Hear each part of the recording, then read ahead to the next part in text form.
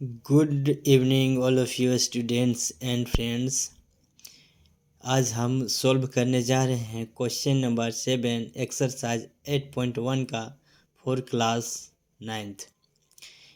यहाँ क्वेश्चन में ये कह रहा है कि ABCD is a rhombus so that the diagonal AC bisect angle A as well as angle C। यानी कहने का अर्थ ये हुआ कि ABCD एक रोम्बस है। रोम्बस हम जानते हैं कि रोम्बस की सभी साइड क्या होती है, बराबर होती है। वापस में सभी साइड बराबर होती है तो रोम्बस कहलाता है। उसी प्रकार आगे जो बोला है कि आपको शो दिखाना है कि डायगोनल जो AC है बाइसेक्ट एंगल A को भी करता है जैसा वैसा एंगल C को भी करता है। एंड डायगोनल BD जो है, हम अभी यहाँ पे फॉर्म अप नहीं किए हैं BD को बाद में करेंगे। तो BD जो डायगोनल बनेगा, जो BD मिलाने B और D पॉइंट को मिलाने पे डायगोनल जो बनेगा वह एंगल B को और एंगल D को एज वेल क्या करेगा, एज वेल एज यानी बाइसेक्ट करेगा। तो चलते हैं, पहले हम एक यानी एंगल ए को और एंगल सी को दिखाते हैं कि किस तरह से बाइसेक्ट कर रहा है। तो हम देखेंगे यहाँ पे जो है कि यदि हम ए बी सी ट्राइंगल और ADC ट्राइंगल को अगर हम कॉन्ग्रुएंट कर देते हैं तो हम कह पाएंगे जो ट्राइंगल साइड जो है वापस में अगर कहेंगे AD जो साइड है वो BC के बराबर है या AB के बराबर है और CD जो साइड है BC के बराबर है और AC कॉमन साइड मिलेगा। तो इस प्रकार से साइड कॉन्ग्रुएंट रूल्स से हम क्या कर पाएंगे, इसको कॉन्ग्रुएंट कर पाएंगे। अगर कॉन्ग्रुएंट कर पाएंगे तो हम कह पाएंगे कि जो है एंगल जो अगर हम यहाँ पे मानते हैं कि ये जो है आपका एंगल ये 1 हुआ और ये 2 हुआ और ये एंगल 3 हुआ और एंगल ये 4 हुआ। इस प्रकार हम कह पाएंगे कि यदि हम एंगल 1 को और एंगल 2 को बराबर दिखा दे तो कहेंगे कि एंगल डायगोनल AC जो है एंगल A को बाइसेक्ट किया और 3 को एंगल 3 के बराबर एंगल 4 को दिखाएंगे तो कह पाएंगे कि AC डायगोनल जो है एंगल C को भी बाइसेक्ट किया। तो हम चलते हैं, इसको कॉन्ग्रुएंट पहले करते हैं। जो दिया है क्वेश्चन में पहले हम उसको नोट डाउन करेंगे। नोट डाउन करने के बाद जो हमको प्रूफ करना है वो चीज़ लिखा जाता है, तो पहले वो चीज़ लिखेंगे, उसके बाद हम प्रूफ पे जाएंगे और ट्राइंगल पे पहुंच जाएंगे। ठीक है, इस प्रकार से हमने इस क्वेश्चन को सॉल्व करेंगे। इस प्रकार हमें दिया था जो चीज़ और प्रूव करना हमें दिया था कि ABCD इज रोम्बस, तो इतना हम लिखे and in which diagonal AC and BD है वो लिख दिए हैं। तो अब प्रूफ में क्या लिखना है कि वो जो चीज़ हमको प्रूव करना है, तो प्रूव यही करना था कि AC डायगोनल जो बाइसेक्ट कर रहा था एंगल A को और एंगल C को और AC बोल दिए है ना, यहाँ लिखना चाहिए हमको BD डायगोनल लिखना चाहिए। हाँ, BD diagonal bisect angle B और एंगल D को करेगा। तो हम फिगर में नहीं बनाए हैं, वो बाद में अभी बनाते हैं कुछ देर में।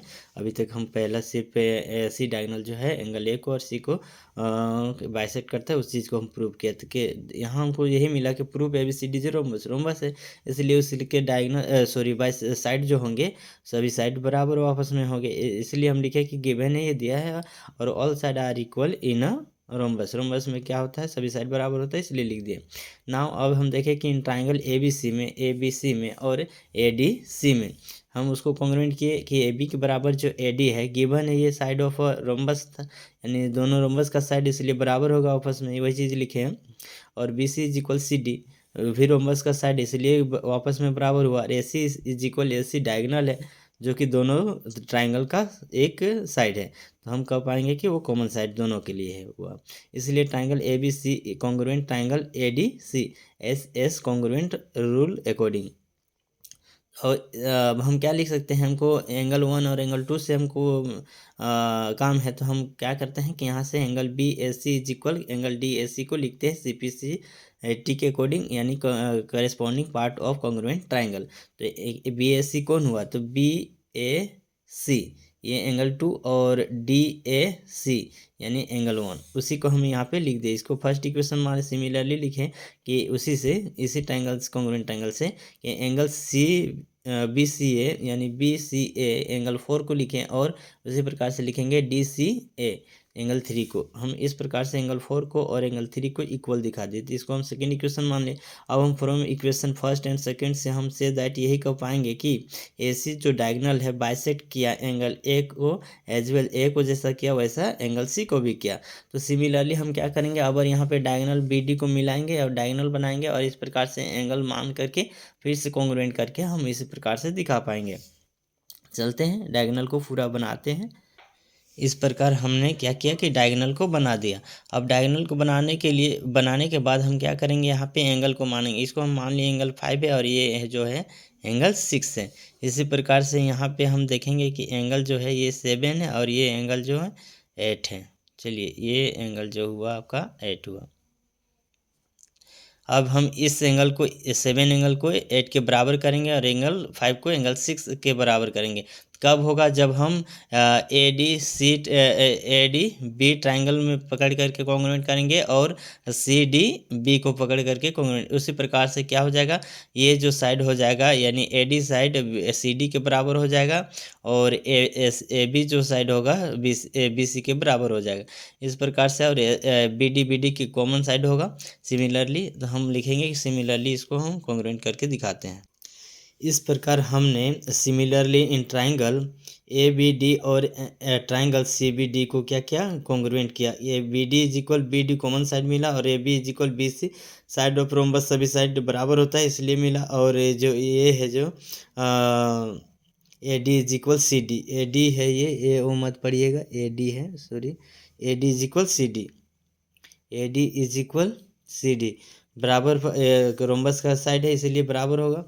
और आगे इस प्रकार से हमने इस ट्राइंगल को यानी triangle ABD congruent triangle CBD SSS congruent rule के अकॉर्डिंग कॉन्ग्रुएंट कर दिया। अब उसके करस्पॉन्डिंग पार्ट जो हमको एंगल ज़रूरत है उसको निकालेंगे। तो हमको ज़रूरत है एंगल, यहाँ पे देखिए कि एंगल 5 और एंगल 6, तो उस पर पहले निकालते हैं। तो एंगल 5 और 6 का नाम क्या है, तो एंगल ADB और एंगल CDB। इस प्रकार से 5 हुआ ADB और एंगल CBD हुआ CDB 6 हुआ। तो इस प्रकार से हम एंगल 5 और 6 को इक्वल दिखा दे, इसको थर्ड इक्वेशन मान ली। सिमिलरली क्या किए, फिर से हमको एक एंगल यहाँ ज़रूरत था, कौन सा, तो 7 और 8 को इक्वल करना था। तो इसी से हम क्या किए, हम 7 8 से ABD को 7 नाम दिए और CBD 8 को नाम दिए। तो इस प्रकार से हमने यहाँ नाम दिया कि ABD is equal CBD, CPCT corresponding part of congruent triangle का पार्ट हुआ, इसलिए एंगल 7 और इज इक्वल एंगल 8 है। इसको हम 4 इक्वेशन मान लिया। अब कह सकेंगे कि from equation number 3 and 4 we say that हम कह पाएंगे कि BD diagonal bisect angle B as well as angle D, यानी जैसा B को बाइसेक्ट करता है उसी प्रकार से एंगल D को भी बाइसेक्ट करता है। तो thank you all of you students and friends. अगर मेरा वीडियो अच्छा लगता है इसे लाइक शेयर एंड सब्सक्राइब कर दीजिएगा। Thank you all of you.